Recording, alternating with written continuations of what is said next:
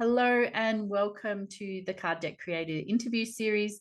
With me today, I've got the amazing Jo Wesch, all the way from the UK, who's currently visiting Wollongong in Australia. So it's fortuitous we can do this during the day. I've even got sunshine in the background, which hardly ever happens here in Ballarat.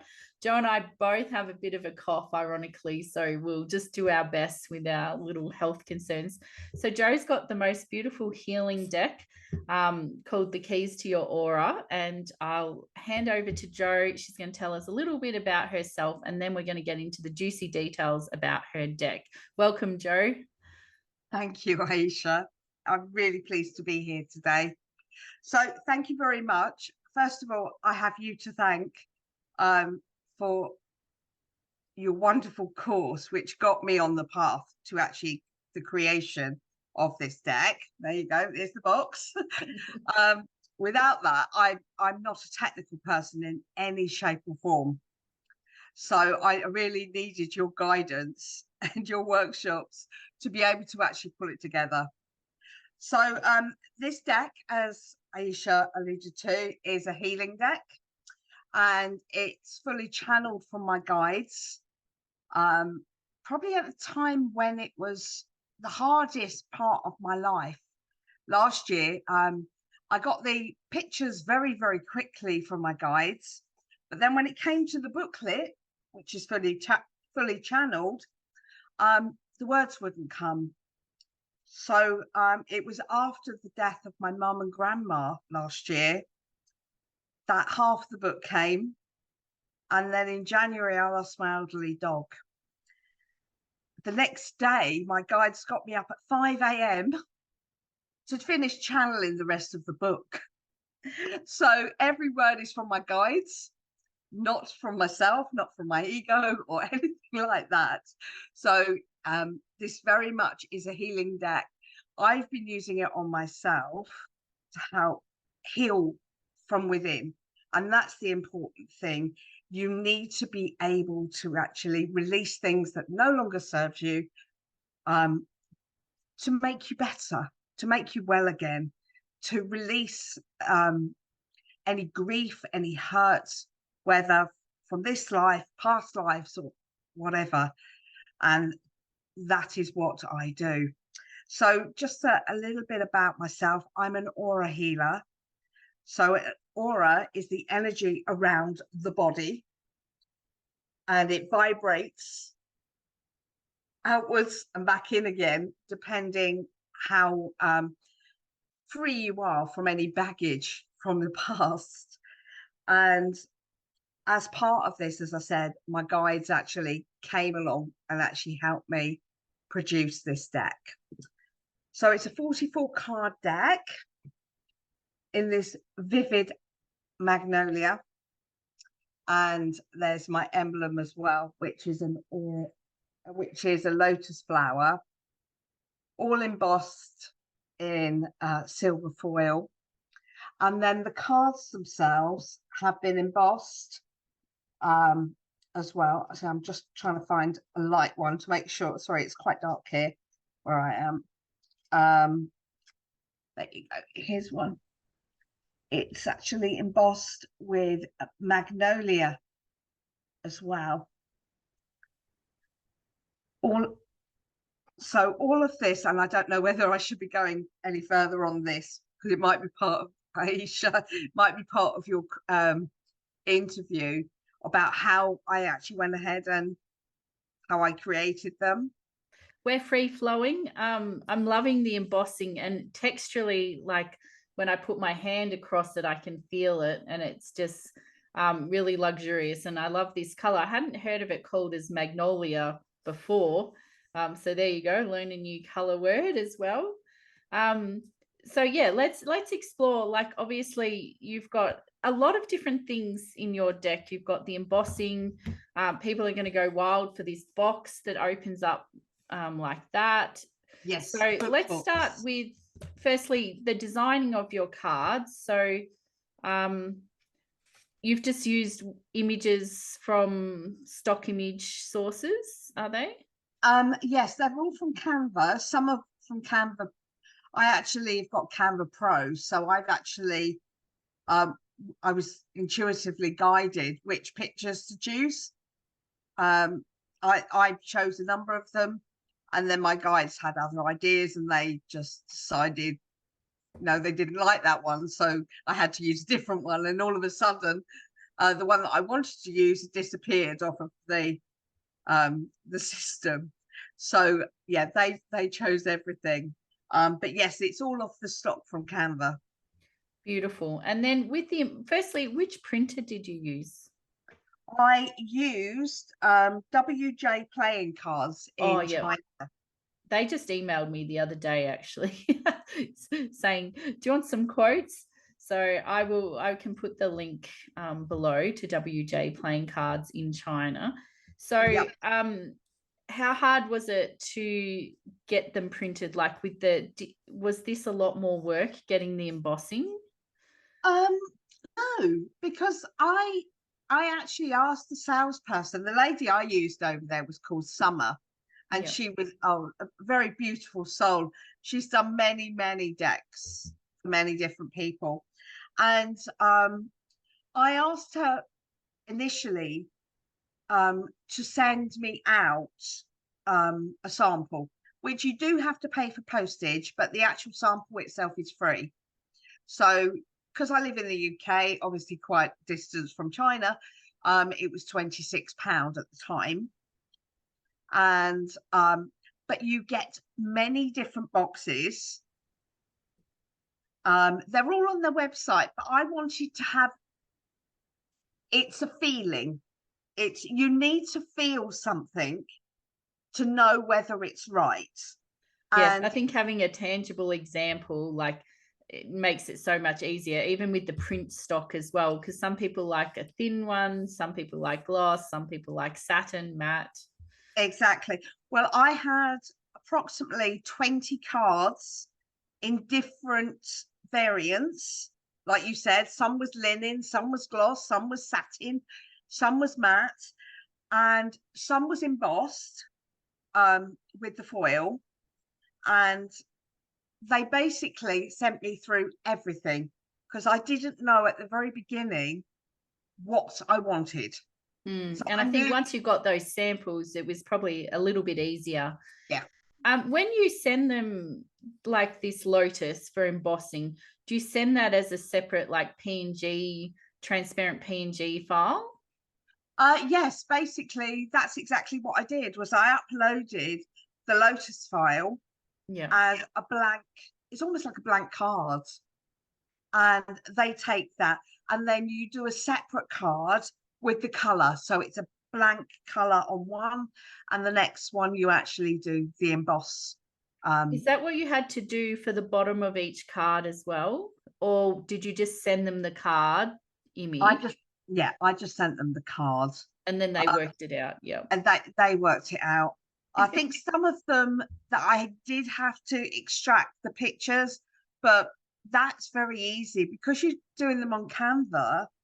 You just do another copy and you just extract the pictures if they do want that. So it's really quick if they need it. Fabulous. And can I ask, like, how many did you order at once? Like, Okay, oh. I I mean they did say you can order between one and multiple thousands. I ordered 500, but you do have to bear in mind you have to store them. So bear that in mind. Mine are all stacked up in my dining room back in the UK because I've got nowhere to store them.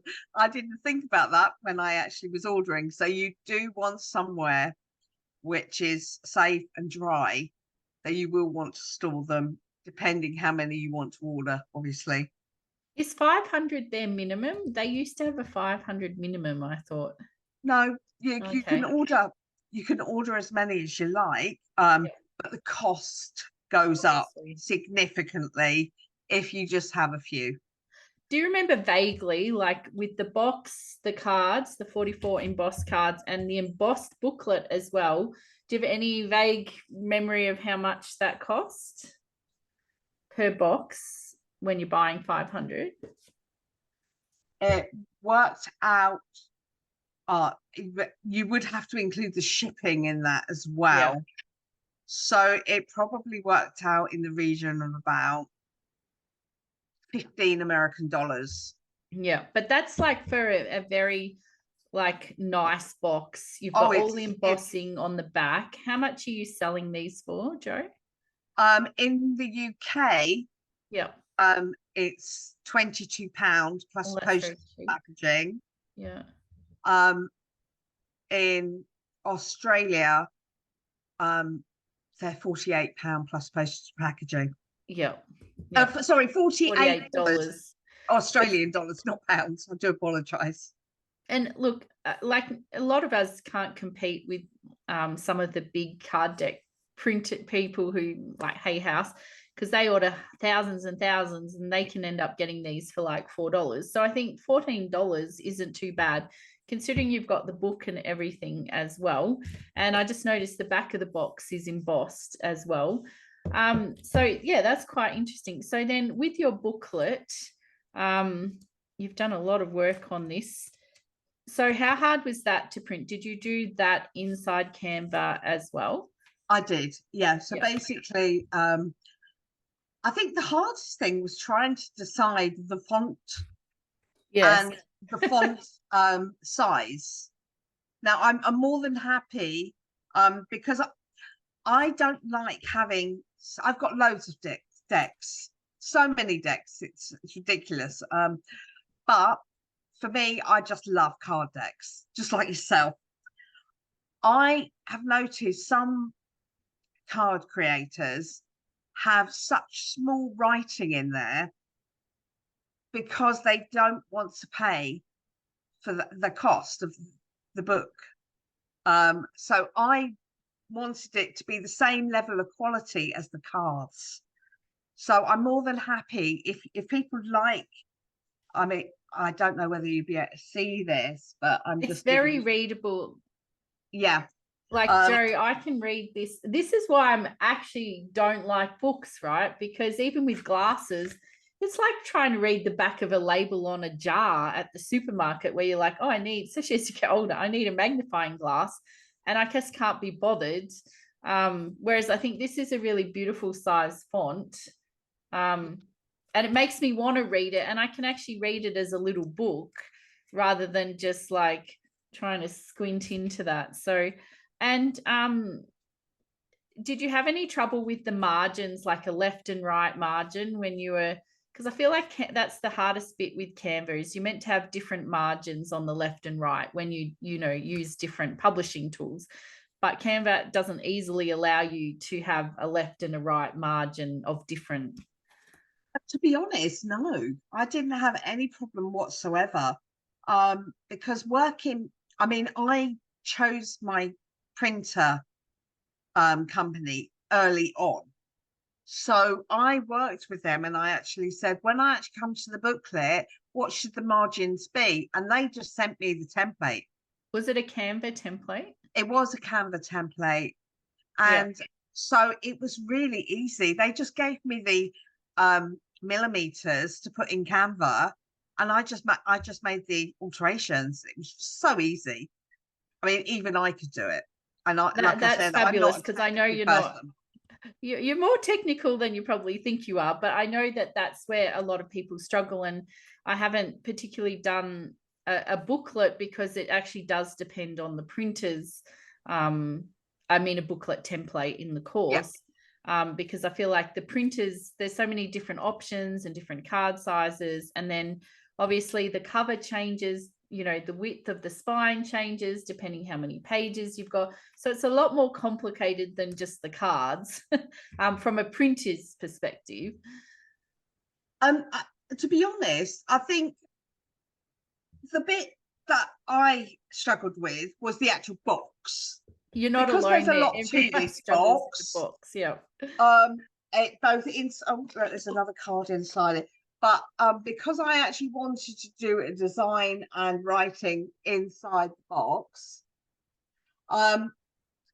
this was the part that I struggled with the most, getting the box right. But they did send me a template And in the end, I actually broke it down. So I did, so for example, the spine was one template. So there was two of them, that inside and out, an outside one. So that was one file. And then the rest of it, I just broke it down depending on what the size was according to the printer. And it was the same with the booklet.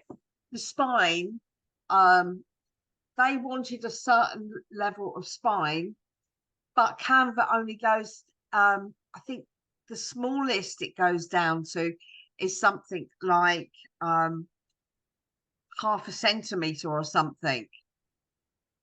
So I went as low as I could for the spine because it wasn't such a large book. What I'm very happy to do is share the details with you offline, Ayesha, if you That'd be want to fabulous. do a booklet. Because when I use different technology when I'm doing a book, but I'm trying to work out an easy way for people to do it in Canva. And like the template that you probably got from the printer was a flat lay of this box all laid out flat. And that's what confuses people, because you've got to imagine it as a 3D box. So I sort of like your idea of breaking it down. And they were obviously happy to reassemble it sort of. To them, it was easy. For me to do it in separate was easy for them to reassemble. Yeah. In fact, because everything was different sizes, Canva doesn't permit you to do different sizes per card. Yes. And like I've done plenty of boxes for clients and for my own projects with that flat lay PDF, and you can just drag that into Canva, but you've got to then, when you're done, you've got to send that template to the back basically and save it as the file, and you can't change the size of anything. And yeah, so, and I do cover that in the course, but it's like, it's complicated. It's a tricky bit for people. So it's good to know you were able to do it and work with WJ playing cards and get their assistance on making it as easy as possible. I think the other thing I would recommend is to have regular conference calls with them. That's what, I mean, Summer was brilliant with me because I was really struggling in some aspects of getting the sizing right, especially for the box. We often just jumped on a Zoom, and she goes, if you do this, and so she was showing me in real time what I wasn't actually understanding from her emails. So perfect. that was and really sometimes that's good. a language barrier or a technical barrier. And I think a couple of other students I've talked to printed with WJ playing cards and actually found them quite engaging. And I know that the people in America have been printing with the Color Copy Store. He's been very helpful, but he only has a tuck box, whereas this is a much more advanced box. So similar process though with the flat box, and trying to design it, but you've got a lot of different elements in this too. So well done on that. And with your card stock, so is this a satin finish? Is that what they call it? Yeah, it's beautiful. Yeah, I love the deck. It's very, very beautiful, and I appreciate your generosity in sharing the process and everything. And yeah, I'll put a link below for people. How are you selling the deck, Jo? I'm actually selling them from my website, which is jowesch.com. The main link on my website is for people in the UK. So what I've actually said in there is, if you're outside of the UK, please just DM me and we can discuss how best to get you a copy. I'm currently thinking whether to actually upload them on Deckable, because I actually bought your course on Deckable. So I'm currently thinking whether to put these on Deckable as well. Yes. So firstly, I don't have a course on Deckable. I just have decks. But yes, So I think Deckable, I just uploaded 2 decks yesterday, a Ho'oponopono body deck and a loving kindness deck. They're not live yet, but they probably will be next week when this video goes out for the first time. And yeah, I think this deck would look beautiful on there. Obviously, you know, your Canva file doesn't have the embossing, so that'll make it easier to read. And then what I would do is save the in the booklet, save those 2 as cards, right? And then have them attached to each card that it corresponds to. Oh, So you right. get to have your booklet in there. And if you had any meditations or videos that you wanted to link to, it gives that sort of multi-dimensional experience for people. Okay, well, I'll have a read about that to see Yeah. see what's involved. Yeah, fabulous.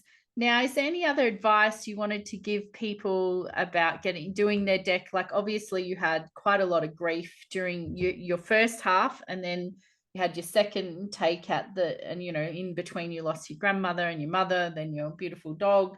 So, you know, it took a bit longer than you anticipated because of that lull in the middle while you're processing all your grief. So, any advice? I just think, don't be frightened to actually step outside the unknown. You know, listen to your inner tuition about what should go in your deck. Don't hold back, just go for it. Really, that's what I'd recommend. I think there's too many people telling you what you shouldn't be doing or what you can't do, rather than telling you what you can achieve if you actually try. That's really beautiful and great advice. I think a lot of people, they want to create a deck and then they sort of stall. And, you know, there is some complexity to it, right? Which you learned with the support of WJ playing cards. But now if you were to make another deck, you know, you've exercised that muscle and you know what to do, even if you forget some of the things along the way. Exactly. But I mean, fortunately, it's all in your projects on Canva. So you can actually go back and just check, oh, this is what I did last time. So this is what I'm going to do this time. And so it makes it easy. Just don't beat yourself up over the time limit as well. It doesn't cost you any money until you press the word print. Okay, that's the important thing. So don't be worried about having several calls with the supplier or the printer that's doing the cards. Have as many as you need. Don't feel pressurized to press print until you are really 100% happy with the editing of the cards, because you can't stop the print run once you press the word print. That's so true. And what I find, I actually like to publish to Deckable first, because when I'm on my phone using the deck in an app, I can see problems with it and fix them, re-upload it to Deckable, and it hasn't cost me any money. And like the last print run I did of my Finding Grace in Challenging Times, I proofread it. I open the deck. First thing I see is a bloody typo. Even though it It's was always the way. proofread multiple times. So, you know, it's okay if it's not, like, obviously, if you're buying 500, you don't want that typo. But even if it does, like, people aren't going to like hate you for it. No. And not every printer will give you what WJ playing cards gave you that amount of time, right? Like, some of them will, and some of them aren't as I wouldn't be pressured. yeah. Basically, you know, that they made it very clear their busy times of the year. So Yes. if it's coming up to, if it's from September to November, that's their busiest time of the year, because people want to release card decks for Christmas. Yes. And then Um, you've got Chinese New Year where they have their close down in late January, February. Yeah. that was a challenge for me, because they shut down, and then so they shut down for 2 weeks. And there's no one on site. And then the week after, they go into a deep clean, and they clean every press, everything. So this this was, I think, the third one off of the after the deep clean that went through the process. But yeah, it was just after Chinese New Year, so you do need to be mindful about certain events that happen. And I think that's good advice. Like for some printers, especially like those big Chinese printers, like if you want to have your deck out before Christmas, you really need it in your hand, you know, early November. It's the same with planners as well. So you can do the videos and the promotions and stuff like that as well. I've got a client, Joe, that's looking at using Walmart distribution in the US. So I'm going to see how that goes, and I'll let you know, because you've got Please. so many decks. You could like ship them to the US, or and then have them, you know, distributed through a distribution That would be amazing. center. Thank you. I would really appreciate that, because that's one thing that I mean, I'm struggling with, obviously, because I live in the UK. You know, there is quite a big spiritual following in the UK, but not as big as Australia or the US.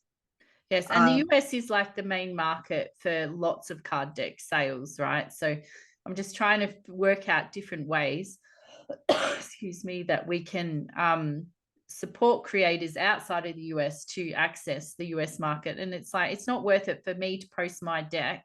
Even my mini deck is like $25 Australian to post, right? People don't want to pay that. No, I was the same, you know. It's sending one deck to Australia, £17.50 for one deck. Yeah. How much does it cost to send inside the UK? Inside the UK, if I go for signed for, it's £4. Oh, it's so cheap. £4 69 or something like that. So that's within the UK. Yeah. So that's, yeah. Because I think postage is the killer. That's why I quite like Decker Boys, that it's accessible to people around the world, right? Who, you know, don't want to pay for shipping. Australian shipping is just ludicrous, and they're putting their prices up again. So, or just did. Excuse me. I think what I would have to do is do big parcel lots out to Australia. Yes, and then have your sister post them out. Yeah, possibly. Yeah, if that's possible. Yeah. Did you bring many decks with you to Australia to give out? I did bring a few to Australia because I go, my sister's very spiritual as well, so I'm going to her spiritual group, and so I'm taking a few because they've all asked to see my decks. So yes. That's lovely. Well, thank you so much for your time and for your generosity of sharing your process, and I wish you all the best for the rest of your holiday and safe travels home. And I will put the links below the video for everyone. And thank you, Joe. It's been really lovely. Thank you, Ayesha. Really appreciate your time today. I hope you enjoyed that. Wasn't it interesting? And I hope you got some inspiration and some tips from listening to this.